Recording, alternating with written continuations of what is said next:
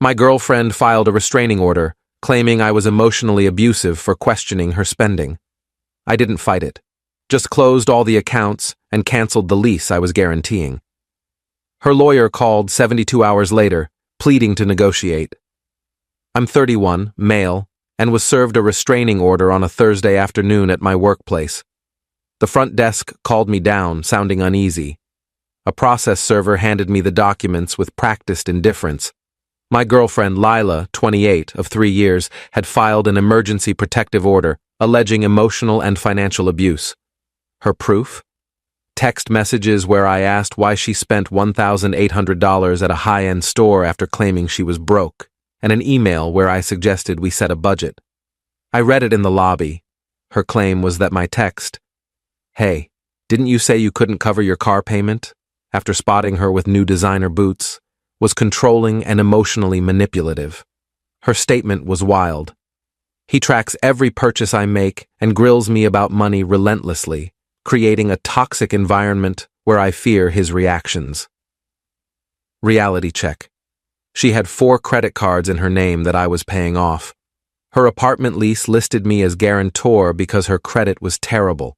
Her car insurance was under my policy. I'd been covering her temporary expenses for 2 years, but apparently asking one question about her spending was abuse. The order demanded I stay 100 yards away, with no direct or indirect contact, effective immediately. I didn't argue, call, or text. I went back to my office, opened my banking apps, and got to work. Within an hour, I'd canceled all 4 credit cards. They were in her name, but I was making the payments, perfectly legal to stop. I removed her as an authorized driver from my insurance, contacted her apartment complex to withdraw as lease guarantor, 30 days notice required, stopped the automatic transfers I'd set up for her expenses, changed my Netflix, Hulu, Amazon Prime, and Paramount Plus passwords, removed her phone from my family plan, effective next billing cycle. The apartment situation was notable. I wasn't a tenant, just the guarantor. The property manager, Carla, was surprisingly cooperative. If you're stepping down as guarantor, she'll need to qualify independently or find a new guarantor within 30 days. What if she can't? She'll need to move out or face eviction. Perfect. I documented everything, saving confirmations to my personal email. Then I returned to work. Had a client meeting at 3 p.m., crushed it. That evening my phone was silent, unnervingly silent. The restraining order worked both ways. She couldn't contact me either. Update 1. Saturday morning, 8 a.m., my phone rings. Unknown number. It's a lawyer, Daniel Kessler. Mr. Carter, I represent Miss Lila Monroe. There's been a misunderstanding with the protective order. What misunderstanding? The order was clear. No contact. Yes, well, my client has encountered issues. Several of her financial accounts have been closed. I stopped making voluntary payments on her credit cards. Yes, but she depended on those payments.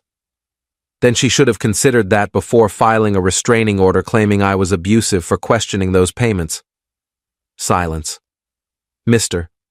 Carter, surely we can find a solution.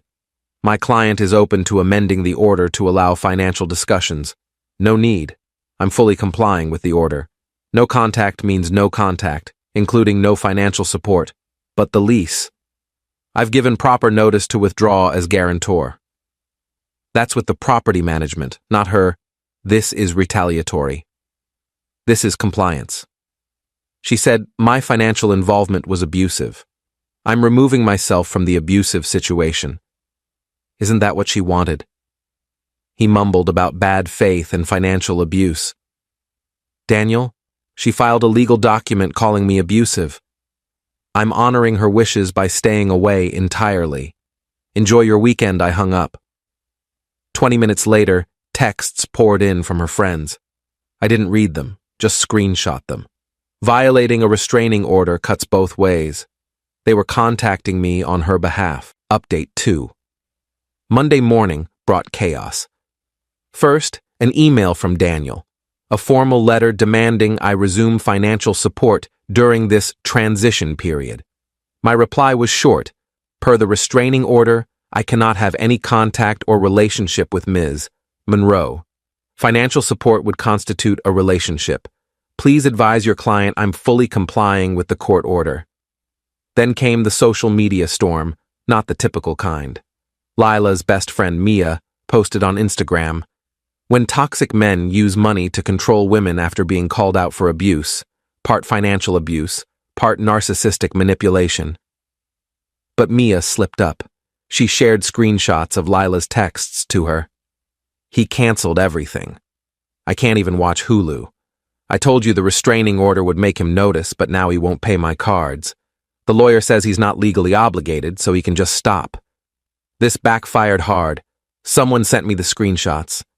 I forwarded them to my lawyer, hired Saturday afternoon. The real fun came Tuesday evening. Carla from the apartment complex called. "Mr. Carter, I'm required to inform you that Miss Monroe hasn't provided alternative qualifications or a new guarantor. She has 23 days left. Please confirm my guarantee ends as scheduled." "It will, but she came in today with her mother." There was an incident. "Oh?" "Her mother, Mrs. Monroe, tried to forge your signature on a guarantee renewal form." I sat up. "Excuse me?" "We have cameras and your signature on file. It was clearly forged. We've referred it to our legal team and local police. Wow." Update 3. Lila's mother, Diane, tried contacting me via LinkedIn, professional platform not covered by the restraining order, apparently. Her message, "James, this is absurd. You and Lila had a minor disagreement and now you're ruining her life. Step up and fix this." I didn't reply, just screenshot it. My lawyer, Robert, different from any past stories, was thrilled. She filed a baseless restraining order. Her own texts prove it. Her mother attempted forgery. They're harassing you through third parties. We could countersue. Let's hold off. I want to see where this goes. Wednesday brought more escalation. Lila's car was repossessed. Not my doing. She hadn't made a payment in 4 months. She'd been using my money for car payments on other purchases. Without my transfers, she couldn't even make a partial payment to halt the repossession. Mia posted about it. Now he's taking her car. This is abuse. A commenter pointed out, if he's taking her car, doesn't that mean he was paying for it? How is stopping payment on someone else's car abuse? Mia deleted the post. Thursday, Lila's credit cards started declining. She'd maxed them out in 3 days of panic shopping, assuming I'd cave and pay them off like always. Daniel called again. "Mr. Carter, my client is willing to drop the restraining order." "I don't consent to that." "What?" "The order protects her, right?" "I don't want her to feel unsafe. It should stay in place." "But you could agree to mutual dissolution." "Nah, I'm good." "I've adjusted to comply with the order. No need to change now. She'll be evicted." "That's unfortunate, but I can't be involved in her housing." That would violate the order he hung up on me. Update 4. The forgery charge became official. Diane Monroe was arrested at her Pilates class. Per the police report, public record, she'd tried forging my signature on multiple documents, not just the lease guarantee. She also attempted to add herself to my car insurance as Lila's guardian, Lila's 28, and tried opening a credit card in my name. That last one upgraded the charges to identity theft. Lila claimed she knew nothing of her mother's actions, but subpoenaed texts showed otherwise. "Mom, just sign it. He won't notice. His signature's simple. I've seen it tons of times. If you do the insurance, I can get my car back." Daniel withdrew as her lawyer. Being linked to identity theft discussions crossed an ethical line. Her new lawyer, some sketchy guy named Tom, sent a demand letter for emergency support, citing dire circumstances. Robert's response was gold. Our client notes that requesting financial support from someone Ms.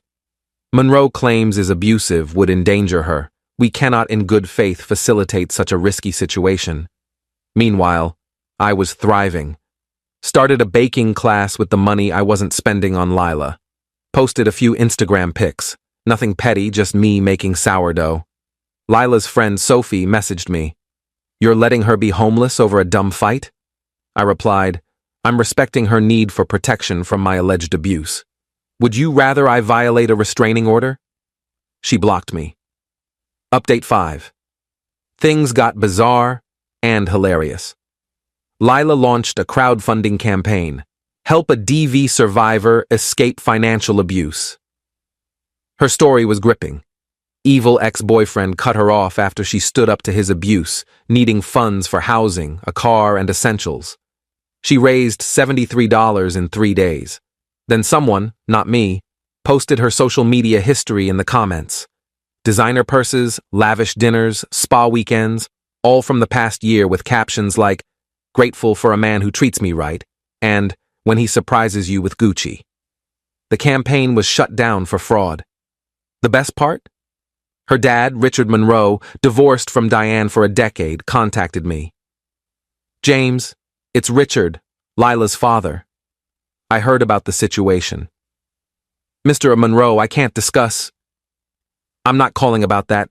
I'm apologizing. I know my daughter. I went through this with her mother. The restraining order, false accusations, financial manipulation. It's like deja vu. Diane had pulled the same stunts during their divorce. False abuse claims, trying to get him arrested, forging his signature on loans. You're doing the right thing. Don't give in. They'll escalate until they see you won't budge, then move on to the next target." He was right about the escalation. Update 6. Eviction day was nearing. Lila was desperate and did something unexpected. She called my mother. My mom, Maria, is a gem but takes no nonsense. Per her, the conversation went, "Lila, Mrs. Carter, James won't talk to me. Because you have a restraining order against him. It was a misunderstanding. You filed legal documents saying my son's abusive. I didn't mean it. Then you lied under oath. I know. He was being controlling by paying all your bills?" Lila hung up. My mom called me, laughing. "That girl's something else. You dodged a missile, mijo." But Lila kept going. Day 24, she showed up at my office. Security stopped her at the entrance. I'd warned them about the restraining order. She caused a scene, sobbing about how I was ruining her life and just wanted to talk. Security called the police. She was arrested for violating her own restraining order. The irony, she spent a night in jail. Diane bailed her out and promptly held a press conference. Seriously, outside the courthouse. 3 reporters showed up, likely expecting a slow news day. Diane ranted about financial abuse in relationships and men using money to control women. A reporter asked, "Ma'am, aren't you under indictment for identity theft and forgery?" "That's irrelevant. You allegedly forged this man's signature to steal money. How's that different from financial abuse?" "I was protecting my daughter by committing fraud." The press conference ended fast. The footage didn't air but was posted online, going mildly viral in legal circles as "how not to handle PR during a criminal case." Carla called with an update. "Miss, Monroe was formally evicted this morning. She has 48 hours to vacate." "Did she find new housing?" "She applied to several places. All rejected her after credit and background checks." The arrest didn't help. I felt a brief pang of sympathy, then recalled her restraining order accusations, and it faded. Final update. The conclusion was almost underwhelming. Lila moved in with Diane, who's out on bail, in a cramped 1-bedroom apartment in a rough neighborhood, a big step down from the upscale place I'd guaranteed. The restraining order remains active. Lila tried to have it dismissed, but the judge, noting her violation, kept it in place for both parties' protection. Tom, her new lawyer, made a final plea. "Mr. Carter, Miss Monroe will sign a document admitting the abuse claims were exaggerated if you provide 6 months of financial support for her rehabilitation." "Rehabilitation from what?" "Financial adjustment distress." "You made that up." "She's suffering from consequences. This is cruel. This is accountability." He gave up. I ran into Mia at a grocery store. She tried to dodge into the produce aisle, but we locked eyes. "How's Lila?" I asked, genuinely curious. Mia looked uneasy. She's working retail, living with her mom. Good for her. She really cared about you. She got scared when you questioned her spending, scared enough to file false abuse claims? That was Diane's idea. She said it'd make you see how serious Lila was about needing space. Space for my questions, not my money. Mia cringed. Yeah, it sounds bad when you say it like that. How else would you say it? She had no answer.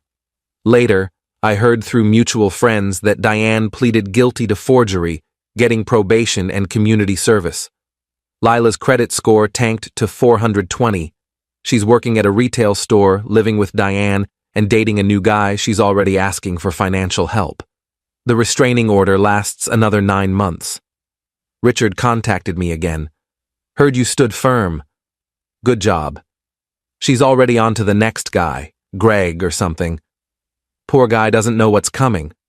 As for me, I took the $3,500 a month I was spending on Lila and boosted my retirement savings, started a solid investment portfolio, took that baking class, bought a high-end coffee maker, still had cash left.